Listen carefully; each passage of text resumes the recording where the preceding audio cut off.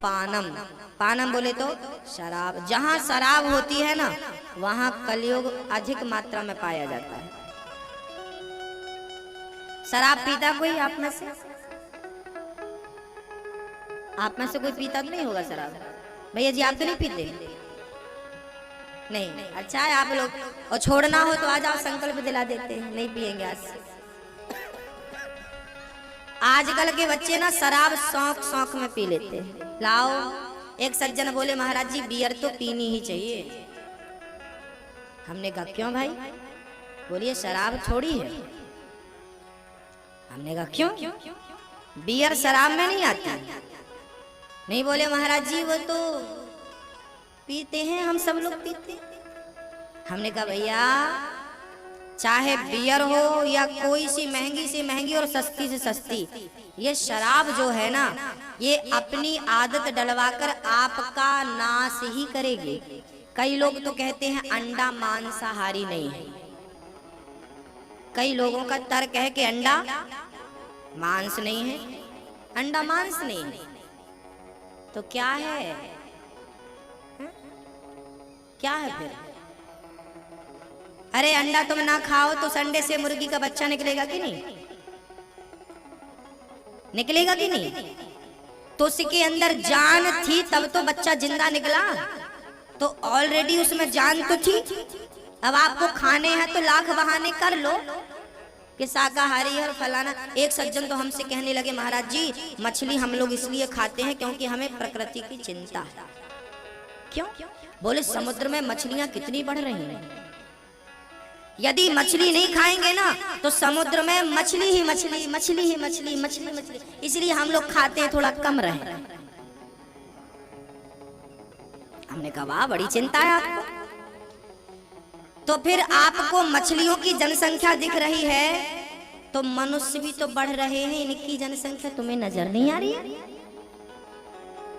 100 करोड़ से 135 करोड़ हो गए, 2400 घंटे जनसंख्या बढ़ रही है। भैया मछली आप इसलिए खा रहे हैं कि समुद्र की मछलियों से जनसंख्या ना बढ़े, ऐसा तर्क है लोगों का, खाने वालों का। ये बेवकूफ बना रहे हैं लोगों को। हम कहते हैं कि यदि तुम्हें समुद्र की इतनी चिंता है मछलियां ना बढ़ जाएं, तो आज पब्लिक भी तो बढ़ रही है, तुम अपने माँ बाप को ही मार के खाना शुरू कर दो। हाँ, अपना ही मांस खाना शुरू कर दो, बच्चों का मांस खाना शुरू कर दो। केवल मछली का, अरे मछली भी जीव है, तड़पती है बेचारी, पानी से निकाल दो। तो किसी की जान लेना आपका अधिकार नहीं है। ईश्वर ने किसी की रक्षा का अधिकार तो आपको दे रखा है, किसी की हिंसा करने का अधिकार ईश्वर ने आपको, जान लेने का अधिकार ईश्वर ने नहीं दे रखा। इसलिए जान, किसी को जीवन दान दे सको तो दो, पर किसी की जान नहीं, गलत बात। भक्तों कलयुग का दूसरा ठिकाना शराब। एक सज्जन हमारे पास आए, महाराज जी आप भी पियो। क्या है? बोले गरम गरम उतारी अभी अंगूर की पी लो। हमने कहा पियेंगे तो क्या होगा? बोले 12 घंटे मस्ती चढ़ेगी, उतारी नहीं उतरेगी। हमने कहा 12 घंटे बाद क्या करेंगे? बोले 12 घंटे बाद दूसरा पैक चढ़ा लेना। हमने कहा फिर उतर जाएगी 12 घंटे, फिर क्या करेंगे? बोले कि एक काम करो हमारी दुकान से फ्री आपके लिए, जितना दिल करे ले जाओ। हमने कहा भाई साहब सुनो, हम पीते तो हैं पर वो नहीं पीते जो तुम पिला रहे हो। हमने कहा तुम्हारी वाली 12 घंटे में उतर जाती है और हमारी वाली एक बार चढ़ बस जाए तो 7 जन्म तक नहीं उतरेगी। एक बार पी करके देख लो। क्या है? बोले जाम पर जाम पीने से क्या फायदा, रात बीती उतर जाएगी। प्रभु नाम का प्याला पी ले बंदे, पूरी जिंदगी सुधर जाएगी। पीना है तो भक्ति और प्रेम का प्याला पियो, क्या शराब के प्यालों में पड़े हो? हाँ, तो पीना है तो मेरे सांवरे सलोने कन्हैया ही हो जाए, है ना? मैया जी आप चाहती हो कि नहीं? कौन कौन चाहता है कि शराब बिकनी ही नहीं चाहिए? उठाओ हाथ जो चाहता है। शराब नहीं कि इस शराब के कारण कितने लोगों का चूल्हा बुझ गया है। हाँ, भक्तों जानते हैं शराब पीने से कितने लोगों का कुछ दिन पहले एक पिक्चर आई थी, उस पिक्चर में ये कहा गया था कि शंकर जी को दूध चढ़ाते हो, वो दूध किसी गरीब को पिला दो। देखी पिक्चर आपने? एक पिक्चर बनाई थी मुंबई के लोगों ने, फिल्मकारों ने। उस पिक्चर पर यह दिखाया गया था कि शंकर जी को दूध चढ़ाकर वेस्ट करते हो, किसी भूखे को दूध पिलाओ। और उस पिक्चर में मना किया गया था कि शंकर जी के मंदिर में दूध नहीं चढ़ाना चाहिए। उस पिक्चर का ये तर्क था, नहीं चढ़ाना चाहिए। हमने पिक्चर बनाने वालों से आपके द्वारा बात करी। हमने कहा भाई शंकर जी का दूध यदि गरीबों में बांट भी दोगे तो उनकी भूख तो मिट जाएगी, पर भारत से गरीबी नहीं मिटेगी। मिट जाएगी, भूख तो मिट जाएगी, जरूरतमंदों की जरूरतें पूरी हो जाएंगी, पर गरीबी बरकरार रहेगी। हमने कहा कि पिक्चर एक हजार करोड़ कमाती है। पता है आपको? एक पिक्चर एक हजार करोड़ का बिजनेस कर जाती है। कभी कभी 700 करोड़ का बिजनेस किसी पिक्चर ने किया, 800 करोड़ का, 500 करोड़ का बिजनेस किसी पिक्चर ने किया।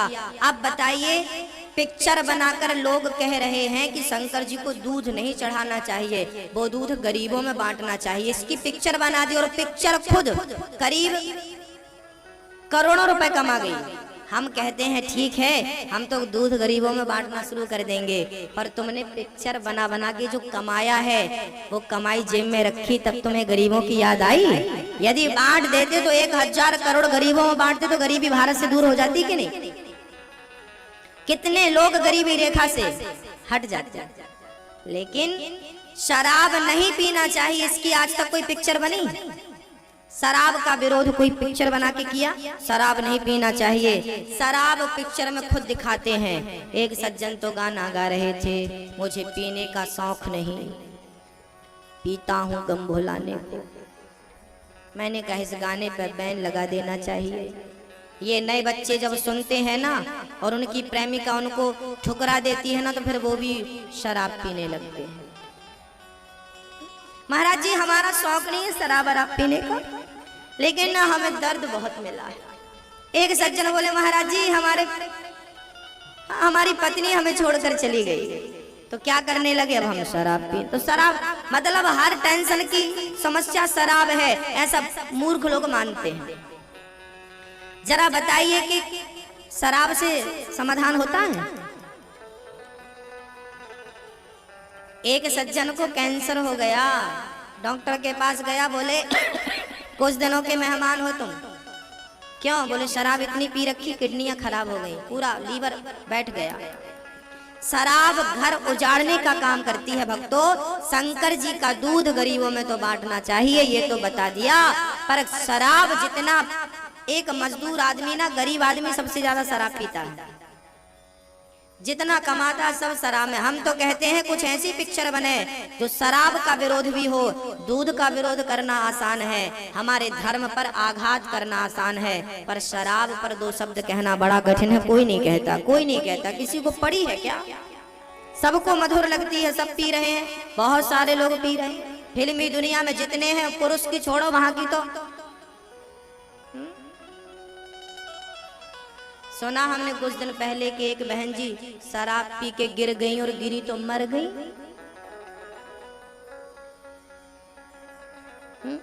नाम बता देंगे तो विवाद हो जाएगा, इसलिए नाम नहीं बताएंगे। एक बहन जी थी, खूब प्रचलित थी, हाँ, शराब पी के गिर पड़ी, गिरी भी कहाँ? हाँ आप सही पकड़े। ये हालत है साहब। मैया माताएं शराब पीने लगे। शराब मत पियो मेरी माँ, शराब मत पियो मेरे भाई, ये सब करोगे तो कल्याण नहीं कर पाओगे। जिस उद्देश्य के लिए जन्म मनुष्य जन्म हुआ है रह जाएगा। कलयुग का दूसरा स्थान शराब है। शराब पीने से बताओ किसी का घर बसा तक हमेशा उस शराब ने घर उजाड़ा है। एक शराबी चार को शराबी बना देता है, एक बिगड़ा चार को बिगाड़ सकता है, तो क्या एक सुधरा हुआ चार को सुधार नहीं सकता? कसम खाओ सुधर कर लोगों को। कलयुग का तीसरा स्थान है मांस। लोग मुर्गी खाते हैं, अंडे खाते हैं, मछली खाते हैं। अच्छा बताओ, आप जन्मजात मांसाहारी हो कि शाकाहारी हो? मांसाहारी जानवर और शाकाहारी जानवर में क्या अंतर है मैं आपको बतलाता हूँ। मांसाहारी जानवर जो होता है ना, वो जिह्वा से पानी पीता है चाट चाट कर। कुत्ता कैसे पानी पीता है, बिल्ली कैसे पानी, शेर कैसे, चीता कैसे, चाट चाट कर। और गाय कैसे पानी पीती है? मुंह से, क्योंकि वो शाकाहारी है। बकरी कैसे पानी पीती है? अब आप बताओ, आप कैसे पीते हो? मुंह से पीते हो कि चाट चाट कर? तो ईश्वर ने आपको शाकाहारी बनाया है, हाँ या ना? बोलो हाँ या ना। तो फिर मांस खाओगे तो क्या होगा? शाकाहारी जानवर के ना खुर होते हैं और मांसाहारी जानवर के नाखून होते हैं।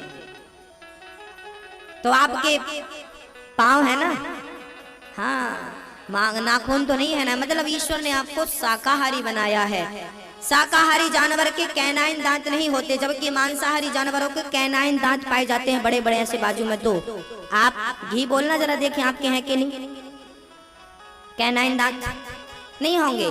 ईश्वर ने आपको शाकाहारी बनाया है, मांसाहारी नहीं बनाया। मांस खाने को बनाया ही नहीं। अच्छा, गाय को मांस डालो तो खाती है क्या? बकरी को मांस परोसो खाती है क्या? एक बकरी होकर, जानवर होकर वो अपना धर्म नहीं छोड़ती। एक इंसान ही है जो सब कुछ छोड़ देता है, सब कुछ छोड़ देता। इंसान होकर वो जानवरों से गिर जाता, जानवरों से भी बदतर हो जाता है। इसलिए अपनी इंसानियत बनाए रखिएगा। मांस आदि का भक्षण मत करिए, अपनी बुद्धि अपना विवेक मत बिगाड़िएगा, मांस से दूर रहिएगा। बिगड़ा हुआ चार को बिगाड़ देता है, तो सुधर कर लोगों को सुधारने का प्रयास करिए। कलयुग का चौथा स्थान है द्यूतम पानम स्त्रियः सूना, चरित्रहीनता। जहाँ चरित्रहीन लोग होते हैं, इसलिए संयमी बनो।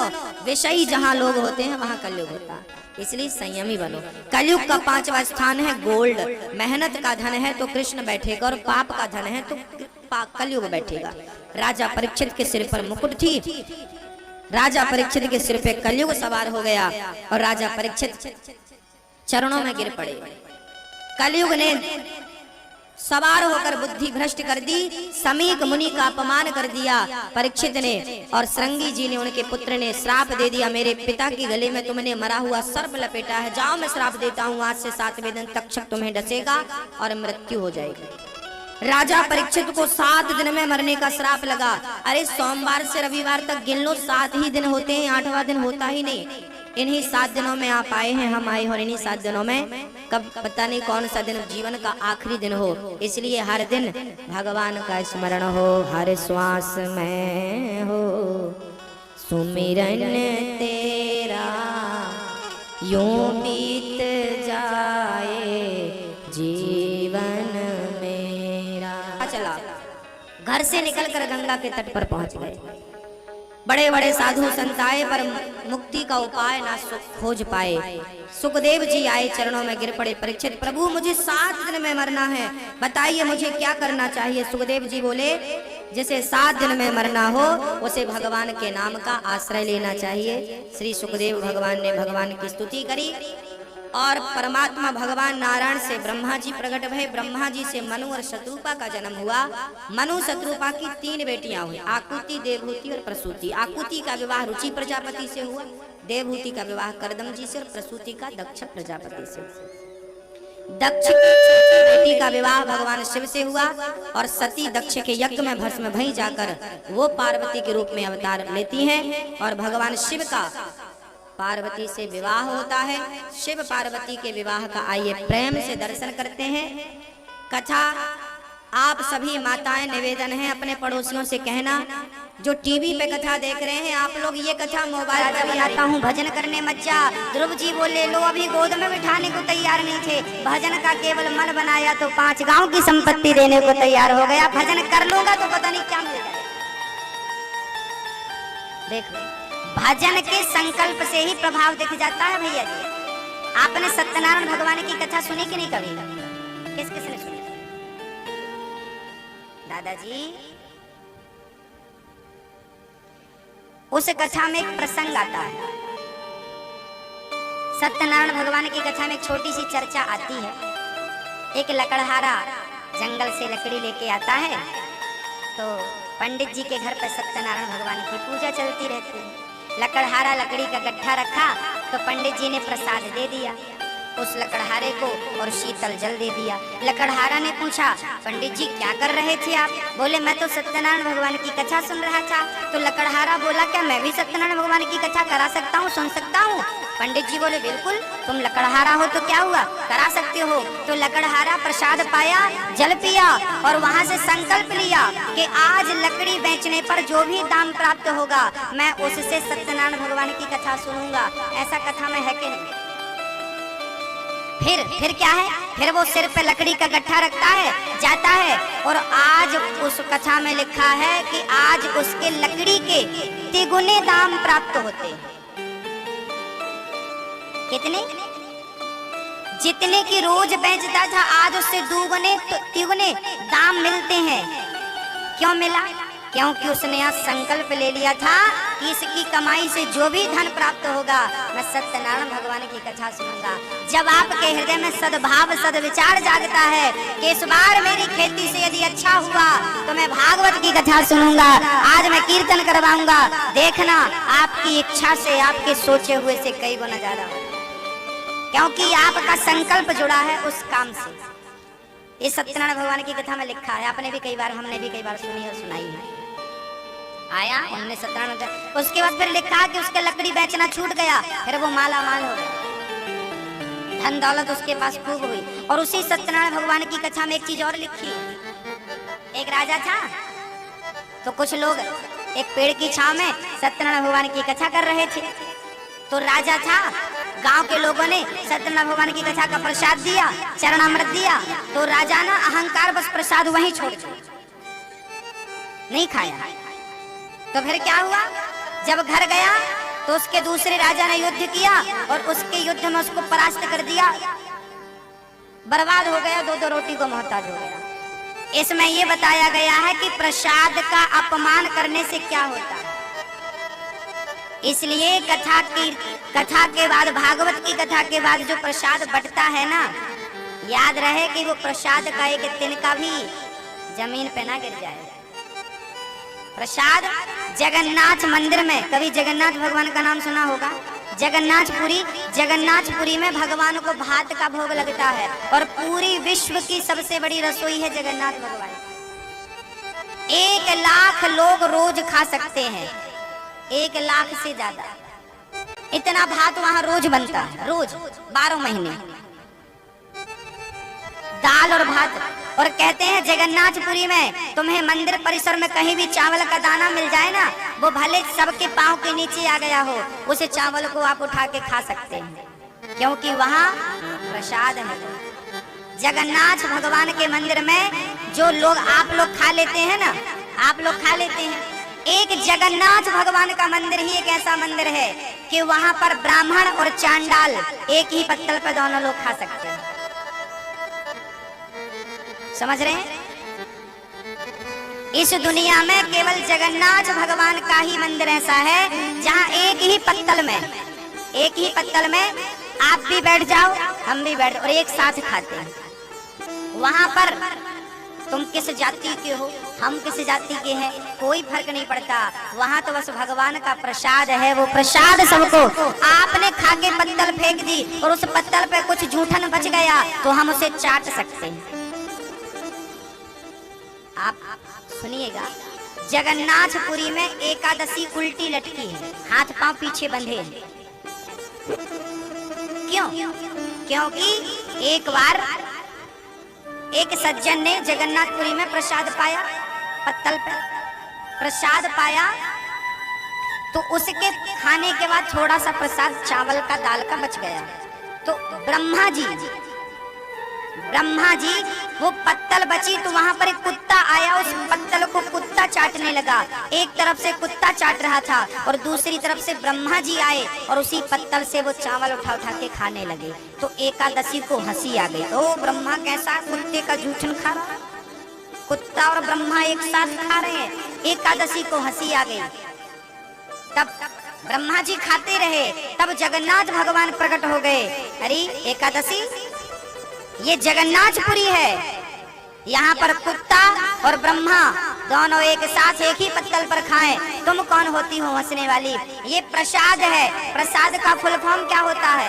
प्रा मतलब प्रभु के, सा मतलब साक्षात, दा मतलब दर्शन। प्रभु के साक्षात दर्शन का नाम प्रसाद होता है।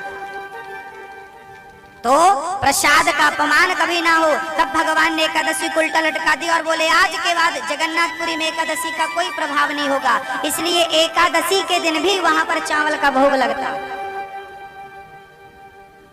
अब मैं बामन भगवान की ओर आपको ले चलूं। उसके पूर्व निज धाम को गए हैं।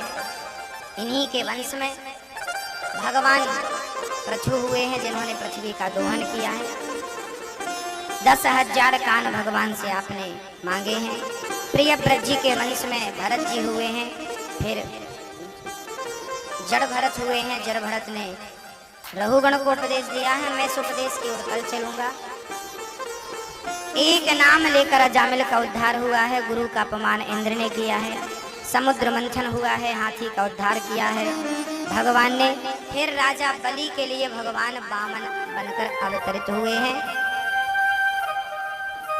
फाल्गुन मास की प्रतिपदा से द्वादशी तक केवल दूध पी करके पयोव्रत किया है माँ अदिति ने, जिसके प्रभाव से भादों में भाद्रपद मास के शुक्ल पक्ष के श्रवण नक्षत्र वाली द्वादशी को वामन भगवान प्रकट हो गए। बोलिए वामन भगवान की जय हो। वामन भगवान प्रकट हुए हैं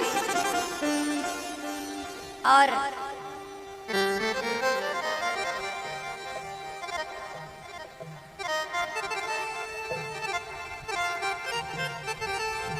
वामन भगवान राजा बलि के दरवाजे पर पहुंचे। बोलिए वामन भगवान की जय हो। राजा बलि चरणों में गए हैं। प्रभु मेरा तो जीवन कृतार्थ हो गया, मैं आपको कुछ देना चाहता हूँ। वामन भगवान बोले मेरे पास सब कुछ है। देना चाहते हो 3 पग भूमि का दान करो। दुर्वासा शुक्राचार्य जी ने रोका है, बलि रुके नहीं।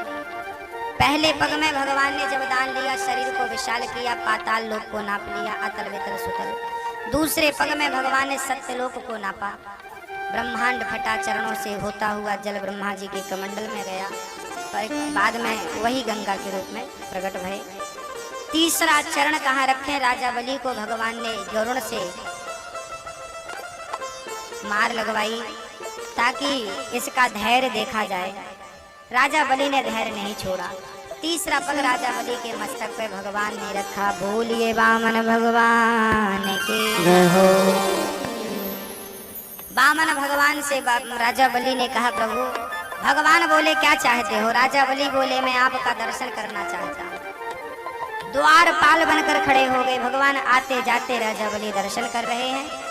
आगामी वनवंतर में राजा बलि इंद्र बनेंगे, भगवान इच्छा पूरी करेंगे। बोलिए भक्त वत्सल भगवान की जय हो। कल राम जन्म और श्री कृष्ण जन्म। कल हमारी मैया कैसे वस्त्र पहनेंगी? पीले केसरिया। और दादाजी कैसे पहनेंगे? सफेद व्हाइट। तो आप लोग कल समय से आइए और खिलौने लेके आइए, टॉफियां लेके आइए, बरसाइएगा बच्चों को। यहाँ लुटाइए। छोटे छोटे बाल गोपाल खेल रहे हैं ना, इनको लुटाइए।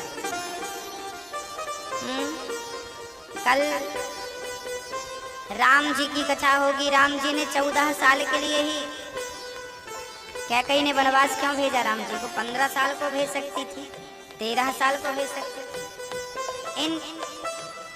आपने सुना होगा कि रावण ने सीता को चुराया था। आपको ये पता नहीं होगा कि रावण ने एक बार कौशल्या को भी चुराया था।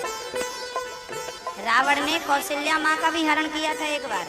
इन तमाम प्रश्नों पर